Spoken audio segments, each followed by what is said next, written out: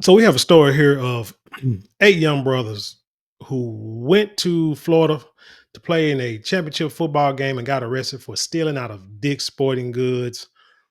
We're gonna watch the news clip, and then we're gonna talk about, maybe you know how we do, a couple of things that are probably not said or not mentioned in this story.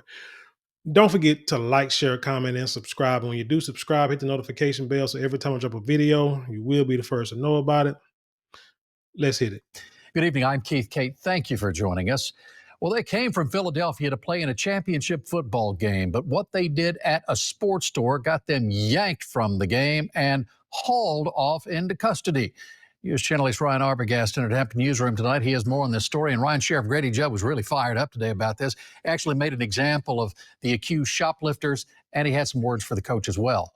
Keith, 100% absolutely. The sheriff says that the crime was obvious, but what really made him angry was the response from the coach. Instead of taking some accountability, he begged the sheriff to drop the charges. So the sheriff says the players on that team learned the hard way. Drop the charges. Why would you say 14, 15? Well, he probably wanted to drop the charges because they're out of state. He knew the ramifications, probably didn't know they was going to steal, probably wanted them to drop the charges so they can play in the football game. I'm sorry, your kids decided to do something they had no business doing. But we're going to get into that part too.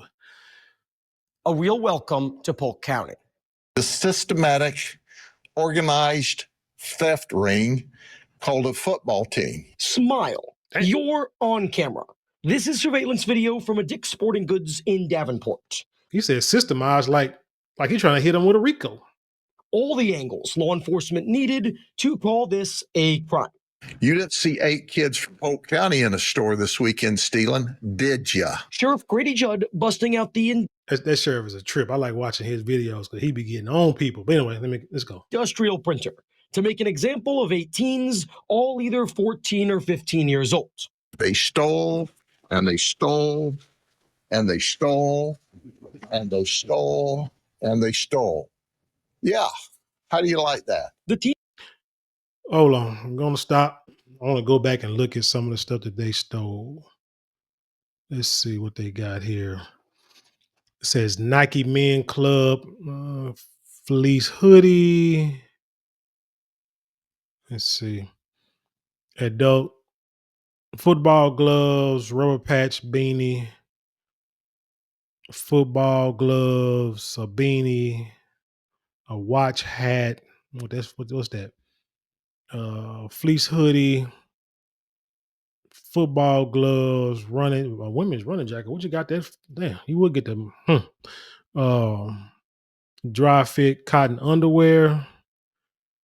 What else? A jogger, lip guard, football gloves, a beanie. Let's see what else. I can't really see that. A jogger, a beanie. Okay, clear football. So it seems like everything they got was football equipment. Okay, let's keep that in mind. Yeah. How do you like that? The teens were in town for a youth football competition, representing the United Thoroughbreds out of Philly. The coach begging Grady to drop the charges. You're way off base here, buddy. Way off base. You're the ultimate loser. The sheriff's office says the boys Ubered over to Dick's before the game with hold on. a plan. One teen buys something, then links up with his buddies, stuffing over $2,000 in merchandise into the bag. In total, 47 items. I don't know how you do things in Philadelphia, Pennsylvania, but in Polk County, Florida, we'd lock you up. So they caught an Uber. You see these boys really, see 14, 15, you see the issue here? They're still kids doing criminal activity, but can't think 2 inches off their butt because you caught an Uber to commit a crime. That's like catching an Uber or a taxi to rob a bank. And I guess, was an Uber still there when they got out? I don't know. But I guess, I just can't see somebody committing a crime with a ride you got to catch. Anyway. For stealing. for being a thief. All 8 were caught on their way out, all arrested on felony charges of retail theft. So what they said is that the manager or loss prevention manager was watching them on the camera. I don't understand why. Again, they're babies. They probably don't watch, you know, like TV that's beneficial for their education and well being.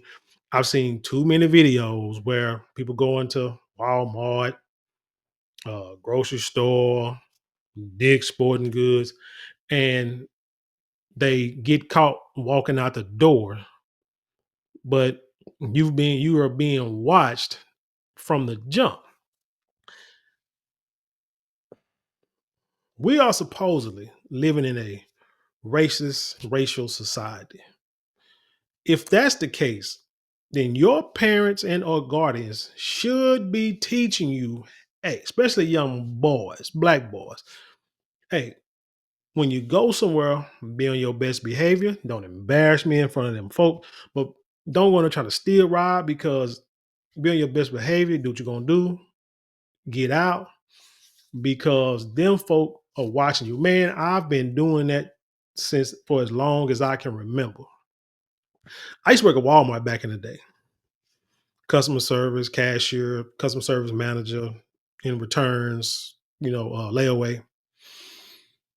And I remember being cool with the loss prevention manager guy. You know what I'm saying? And they be in that back room and they are watching them cameras. You may not think that they're watching the cameras, but they're gonna be watching cameras, and they know exactly, for the most part, who to look for. Now, are they 100% accurate? No. But the percentages are high that they know who to look at from the jump. And they'll keep an eye on them. And they're watching different cameras, keeping an eye on different people. You can have somebody coming there walking real fast, going between the aisles and stuff like that. Somebody looking at clothes a lot, not buying nothing. You know what I'm saying? Just flipping through clothes, pick something up, flip through clothes, and always tugging at their pants or something. They could be stuffing stuff in their shirt. These kids here, dude bought something, and then you walk back into the store. That's where you messed up. And it's 8 of y'all, young black boys. They're already looking at you like you might be about to steal. They don't know you about to play a football game. They don't know they don't know why they don't know you not from that city. They just know it's 4 young black kids coming in together at a store.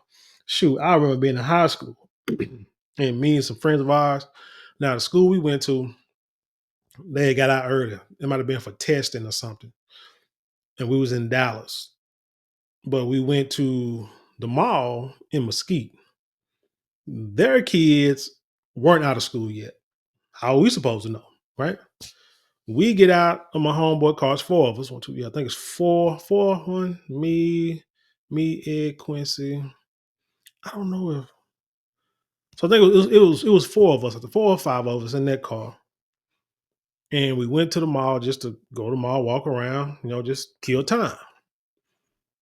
Before we even stepped foot got to the sidewalk, the bicycle cops run up on us and ask for IDs and stuff. We're like, what we do wrong? They're like, well, hey, and y'all supposed to be in school. We're like, well, we out of school. You know what I'm saying? We go to school in Dallas. We're like, oh, well, out here in Mesquite, you kids are still in school, so can we see ID? It's in the third, so you got our ID. But anyway, like I say, I mean, they jumped on us real quick. They, you think about 4 brothers in a bucket in the 90s back in the day. Oh yeah, they watching. But now they can't control nobody, because now the malls are shutting down and people getting shot at malls every week. So If you come here to Polk County and steal, there's no notices to appear. There's no warnings. You're in handcuffs and taken to the county jail. Now, Keith, being down just 8 players in just a few hours away from kickoff ended up being too much for the team. None of the kids made it out in jail in time, and they lost the championship. I reached out to the team's coach for comment. He says he has nothing to say. Live in the Tampa newsroom tonight, Ryan Arbogast, 8 on your side. Good evening. Okay, so the coach is most likely embarrassed. I can't really knock him for asking the sheriff to drop the charges. Just can't. I mean, hey, you got to try something.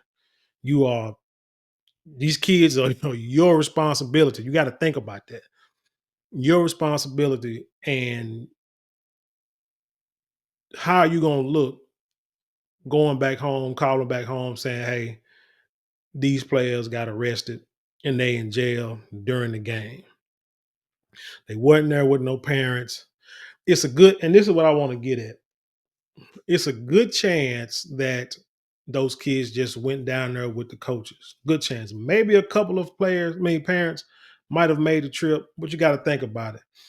I've had kids, and a lot of y'all probably have had kids that were in youth sports, AAU, whatever, no select league, select sports, or what have you. And if you win certain amount of games, you get into some playoffs, you win in your area, you get invited to go into these other playoff games, and then you may get invited to a championship game. And a lot of times it's in Florida or Colorado. I know softball for my daughters, like, Florida, Colorado, those states, even Nebraska. But that stuff costs money. Hell, even traveling to another city in your own state, or over state lines to play in a tournament or something. That stuff costs money. I'm going to assume that these brothers came from not so wealthy parents. That's usually the case. It's usually the case. You're playing in a team and you won all the games, you're beating everybody, you got the skills, but there's not a lot of money to go around with that team, with them parents, because just from the environment they live in. So what do? You do fundraising. You're supposed to do fundraising, which is probably how they got down there to Florida. But let's say you don't have the your players don't have the equipment to play. Because what I'm going to assume is they went out there to play. They may not have gloves. They may not have, like I said, the underwear. They don't have the gear to either play good or look good. Could be just stealing. Whatever the reason is stealing it is not right. But it's quite possible that they didn't have equipment that they felt they needed to play the game. So they went to go get them some equipment. But what do we see? Like, say, let's say fleece, like pullovers, hoodies, football gloves, lip protectors, all this stuff. Some of you would probably wear it if you're playing in a cold environment. I don't know what the weather is in Florida right now, but I'm sure it ain't really hot. So it's probably cold on that field. They're finna get ready to play. So we need to get some equipment, to get some stuff. But I'm not making no excuses. I'm just saying probably what's on their mind. But my thing is, I don't understand. I'm gonna tell you like this. As a former coach, I've been in situations where, or close to situations where, that if we would have won another game or two, that we would have been invited to play in Florida, or teams that my daughter was on when I wasn't coaching, or teams granddaughter was on playing volleyball. If they would have won certain games, they tell you, you get on these teams, you got to pay so much money every month for them to stay on the team. But if you do good, if you win, so you play in these tournaments. There's a big tournament in like Colorado, like I said, or a big tournament in Florida. This is how much it's going to cost your team just to play. Now you got to pay for plane tickets or bus fare. A lot of times people where was I here? We was in, we was, where was it? Anyway, we was up north, Pennsylvania somewhere. And it was during the time of like the Little League World Series, and you had teams that have been there for like a week before the tournament started. But you're talking about dozens, hundreds of teams. Well, I say I don't know if it's hundreds, but dozens of teams flying from like across country, flying from like from islands of Mexico, stuff like that, coming in to play a baseball tournament for a week. Hotel room was hot. Hell, it was crazy. But that little ragged room we had. Anyway, but you're talking about things that cost money. And the teams that I saw, the players and the coaches, for the most part, 98, 97% of them didn't look like us. I'm not saying that we couldn't go, but man, look here, we so spread out all over. When it come, when think about this, when our people start getting money, getting paid money, we move out of certain neighborhoods into other neighborhoods, not because of the color, trying to get away from our people as a color, but trying to just get to a better neighborhood. Which is what you're supposed to do. You're supposed to make money, do better for you and your family, and move them into a decent, good neighborhood. And unfortunately, we're only 13% of the population, so we can't just can't bombard certain neighborhoods with all our riches. So we're going to be spread out. We know what I'm saying, we're going to be spread out. So I'm saying, but when your kids play in these tournament teams, select teams, it costs a lot of money. It costs hundreds, maybe thousands of dollars for them to play a season. But they'll get equipment like jerseys, uniforms, equipment, everything. It's like they'll rent them, and then once the season over, you got to turn it back in so a team can have it for the next year. But I don't know. I don't know. Like I said, I'm not making excuses for these young brothers, not at all. I'm just saying the question I have is, if you don't have the money or the means, hey, we'll call it Uber though. If you don't have the money or the means to do something or to go to Florida, why do it? Why do it? Why go somewhere and you don't? Just why?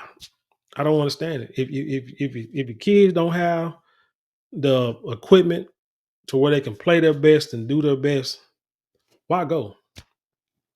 I mean, you don't have to go. You can be like, hey, thank you for the invite, but saying we just not go. So we're just not going because we just unfortunately can't afford to do it. But that would be a lesson that would be for the parents, because you'd be like, look, they played well enough to get to the championship, but we couldn't make it because we didn't raise enough money. Church didn't give us no money. You know, hell, they wouldn't even give a woman a can of milk for a baby. So we just couldn't go, and then you just leave it at that. You know what I'm saying? You just leave it at that, and then everybody be upset or whatever. But hey, it is what it is. And then maybe next year, the parents in the community or whoever will get involved to make sure. Because now the problem is, when you get back, we don't know if he's gonna still have a team. You know what I'm saying? Team might disband. Now these kids got to go back to Florida somehow. Somehow that's gonna cost money to catch a plane or rent a car to go down there to get in, to get a rain, to have to get have a court case, plead guilty, not guilty, get a lawyer, court appointed attorney, whatever the case may be, and now you in the system in Florida. You may have to spend some dang time in Florida. Ain't that some, I don't know. I don't get it. But they should have just should have been more well planned out. I'm talking about the trip, not the thievery. Should have been still in the first dang on place. But anyway, tell me what you think about this story. Leave your comments below. Share it with the world. Let's have an intelligent conversation. You know how we do around here. Don't forget to like, share, comment, and subscribe. Those four things cost you maybe a couple of minutes out of your day, but it means the world to us here at this channel. With that being said, I leave you in peace and love, and I'll see you on the other side.